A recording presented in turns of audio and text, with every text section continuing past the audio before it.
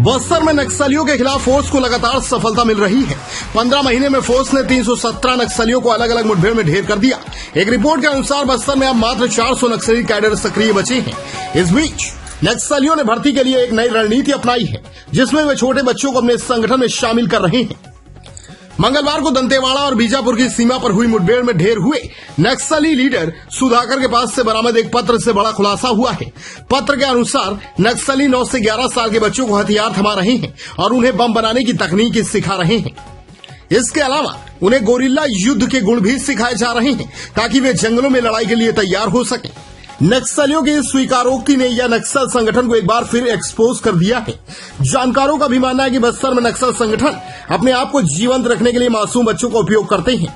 नक्सलियों ने इसके लिए अपने कई शाखाएं भी बनाई हैं, जैसे बाल संगम। नक्सली अपने संगठन में नाबालिग बच्चों को बाल संगम सदस्य के रूप में शामिल करते रहे हैं। मामले में बस्तर आईजी का कहना है कि नक्सली सुधीर के पास की बरामद लेटर वर्ष 2023 का है। इसके बाद से सुरक्षा लगातार नक्सलियों पर हावी है। इसके चलते नक्सली अब कोई भर्ती अपने संगठन में नहीं कर पा रहे हैं। जगदलपुर से एसडी राज की रिपोर्ट।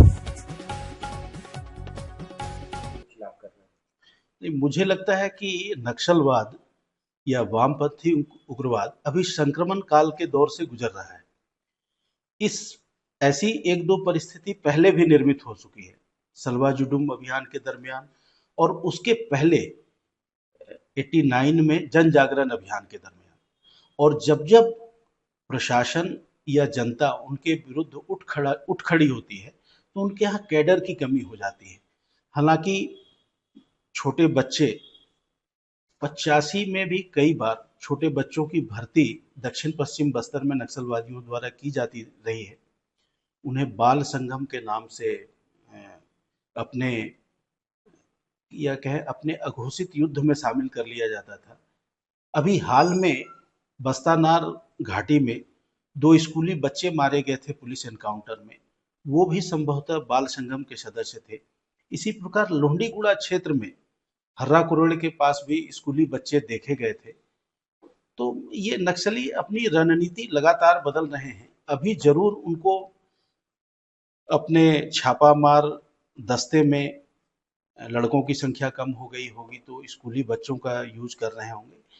इस पर मानवाधिकार आयोग को अभी भी और पहले कई बार मानवाधिकार आयोग भी आपत्ति कर चुका है कि युद्ध में छोटे बच्चों का उपयोग नहीं किया जाना चाहिए।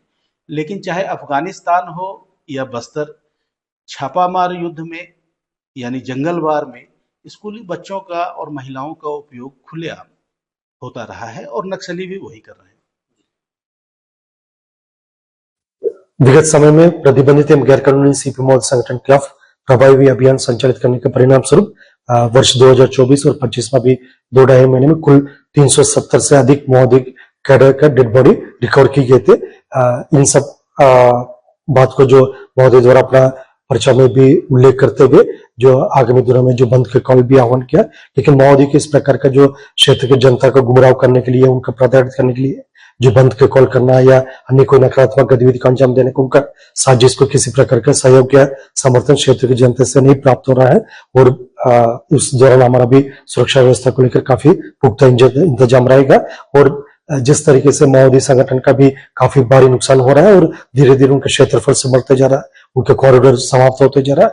और इन सब परिस्थिति को देखकर, ओवरऑल सिनेरियो को देखकर हमें लग रहा था आने वाला बहुत जल्दी माओवादी संगठन का खात्मा होगा और इलाका में एक शांति व्यवस्था स्थापित होने के साथ साथ विकास कार्य को भी गति प्राप्त होकर एक नया पहचान बस्तर इलाका को प्राप्त होगा।